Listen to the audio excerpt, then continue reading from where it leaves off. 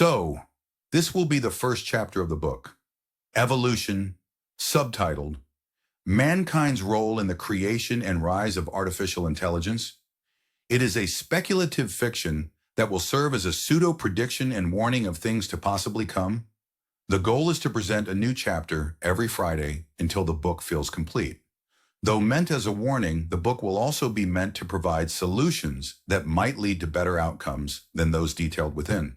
As can be witnessed on the news day and night, terrible things are being done with taxpayer dollars and in the public's name. Go into greater detail. We see these beautiful pictures at night from the decks of these two U.S. Navy vessels in the Eastern Mediterranean. I am tempted to quote the great Leonard Cohen, "I'm guided by the beauty of our weapons." Things that we do not have to accept as business as usual. If you like the story, please tell everyone you know to tune in on Fridays. As more people join us, more videos depicting various scenes will be provided to improve the visual aspect of the book. For now, please enjoy this initial installment, Evolution. Chris always found their looks of surprise or shock confusing, mainly because the signs were always there, the trends almost exclusively pointing to one conclusion. Sucking in as much air as he could, Chris continued turning their pockets inside out. Looking up, he calculated how much more daylight there was, and then determined that he had at least a half hour to get to the gas station/convenience store he mentally circled in his head. He would have actually marked it down on the paper map in his backpack. That is if he still had a pen that worked. Until such time as when he might find another pen that wasn't dried out or some other writing utensil, these virtual pinpoints would have to suffice. Chris would have to commit every gas station, every grocery store, furniture store, hardware store, every structure upon which he came across to memory. Too bad his was never a strong one. Far from photographic, he and his sister had once joked about how bad their memories were, and that they both might have suppressed traumatic events from their childhoods. It was while visiting his family that Chris and his sister Shelley talked about how poor their memories were. It was in his former life as an engineer that he and his only sibling reminisced about all the things they could recall. "Do you remember that time when we all went up to the University of Detroit and got chased by the security guards?" Chris asked. "No." "When was that?" his sister replied. "It was during one of the summers we spent with Aunt Sissy." "I don't think I was there. That might have been one of the summers I spent with Blair and Aunt Kathy." "Well, do you remember the time me and David borrowed some of Jimmy's nice clothes and walked up and down 6 Mile until Dad found us?" "Nope. I was probably with Kathy and Blair again." Shelley paused, then asked the following. "What did Dad do when he found you guys?" "He invited us to a movie, which sounded much better than walking any further up 6 Mile." Chris responded before a broad grin creased his face. "What?" Shelley said, a smile of her own appearing. "Well, Dad, didn't have to urge us too much." Chris snorted before continuing. "The clothes, at least the pants we borrowed from Jimmy, were tweed or something. Tweed-like, and it was summertime." Both he and Shelley burst out laughing. "We thought we were so cool and would pick up girls for sure, with our gels and Jimmy's hot-ass pants. I think we were both around 13 or 14. Wait, were gels the shoes with the see-through heels?" "Yeah, remember. Everybody was wearing them back then," Chris smirked. "So, I'm not sure why we thought they would attract any girls, which, by the way, were nowhere to be found walking up and down 6 Mile Road." "So, what movie did Dad take you to?" Shelley asked. This again was yet one more instance of which Chris's memory failed him. "I don't know." The duo laughed again. While not remembering one movie may not seem significant to most, and it actually shouldn't, it was to both Chris and his older sister. It was one of many instances of their childhood that eluded them. For the next few hours, the pair compared mental notes about their lives. From small, almost insignificant times to moments that should have defined them, the two realized just how much of their past were missing. "Sometimes I feel like we were forced to live under the sink or beneath the stairs like Spot from the Munsters," Chris started. "Yeah, right?"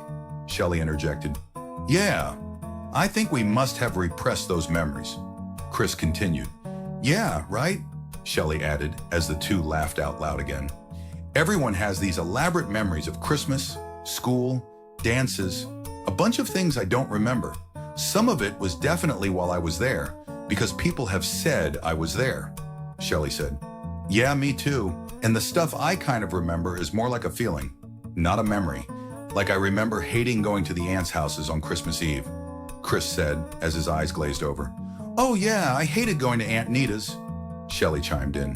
Yeah, the California kids would get all the good gifts, and I would get something like a pair of socks. The participation medal of Christmas gifts, Chris paused, none of which I remember. The two leaned back as laughter interrupted the conversation once again. I don't remember the gifts, but I do remember the contempt I felt for whoever gave us that crap. The laughter he shared with his sister that day faded back into the past as Chris looked down at the lifeless eyes of the man whose pockets through which he was rummaging. Don't give me that look, Mr. Murray, Chris said as he read the dead man's driver's license. Who were you, Mr. Frederick Murray? Tossing the license aside, Chris stepped back from the car in which Fred's body lay, half in and half out, the look of astonishment forever fixed on the dead man's face. Bye, Fred, Chris said as he walked away and waved. He knew Fred didn't care about his departure. The wave was for any livings who might be watching. You never knew when someone was in the bushes, thinking about taking your stuff, your life or both. The appearance of not having all of your mental faculties might be just enough deterrent to keep one alive for another day. Chris rubbed his hand across the gun in his right pocket as a means to enhance its outline. At this point, intimidation was all the firearm was good for, as Chris had used his last bullet weeks ago, trying to kill a cat. The grumbling noise his stomach made reminded Chris that he had missed. One of America's last great predators, the common house cat, would give roaches a run for their money, especially since cats were not above eating the occasional cockroach in a pinch. Chris took his steps, one at a time, which to someone in the year 2025 would have seemed obvious.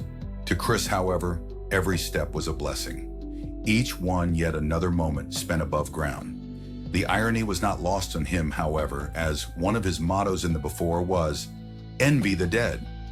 Though self-explanatory, Chris oftentimes felt compelled to explain it to his friends, family, and anyone who would listen. You see, I used to think about how many cool things Jimmy would miss out on. Jimmy was Chris's cousin who had been murdered because as a drug dealer, he had refused to give a junkie credit for the crack he sold. Jimmy didn't even make it to compact discs. His music was stored on cassette tapes and it was pumped out of these ridiculously large boom boxes you carried on your shoulder. Chris paused to think. At least that is, until the cassette tape would jam up. Jimmy never knew the joy of trying to figure out how not have his compact discs skip while playing them in a moving car. He missed the video games that took mankind's understanding one step closer towards simulation theory. As if life weren't already fake enough. Jimmy missed out on BlackBerry phones, iPods, and smartphones that made people dumber. His long-dead cousin never even got to see the Dick Tracy-style wristwatches upon which one could make video calls across the globe. Jimmy missed all of those things that Chris thought were cool until America's endless wars created the internal turmoil Chris found himself dealing with as each successive president ignored the plight of his people. While Chris wasn't old enough to know about the lie that got America into the Vietnam War, he was there for George Herbert Walker Bush's lie about Iraqi babies being taken from Kuwaiti incubators and tossed on the cold, hard hospital floors to die. While I was there, I saw the Iraqi soldiers come into the hospital with guns. They took the babies out of the incubators, and they were thrown out of the incubators so that Kuwait could be systematically dismantled. This, however, was none of his concern at the age of 25. His return to college occupied his every thought at that time. And when the son George Walker Bush lied about weapons of mass destruction to go to war with Iraq a second time, the certainty of how great the things Jimmy missed out on began to falter. Even the election of the first black president couldn't renew Chris's faith in the future, as black wealth decreased by 19% under Obama. Chris's belief that Jimmy had missed out on the cool stuff that the future held went from a definite to a maybe. That is until the war in Ukraine and the genocide in Gaza. And that's why, at that time, he said, envy the dead. As cheesy as the 80s may have been, life was so much better for so many people, and the outlook was that much greater for the future. Maybe that's why his colleagues gave Chris the nickname the Doomsayer was appropriate. The fact that far too few people saw what was coming also made it relevant. Though usually not the case in his former life, Chris hated being correct, and for perhaps the first time in his life would have preferred not being able to say, "I told you so." A childish sentiment, he mused, but the fact that this entire conversation was only occurring in his head meant he did not have to care as to how it sounded. As Chris walked along the paved road, which lost ground to the weeds, grass, and daisies asserting themselves through the myriad of cracks, he eventually realized the dangers of his daydreaming. Angling to his left, this lone traveler made his way toward the brush, where safety from the free-willers offered greater odds of survival. As he faded into the underbrush, Chris reflected on how mankind was fading into oblivion and wondered who would chronicle man's brief time on Earth. He wondered about the Silurian hypothesis and whether humanity would be relegated to some speculative science fiction novel in the distant future. Finding comfort amid the bushes and small trees that blocked out the sunlight, Chris silently appreciated the cooling effect that accompanied it.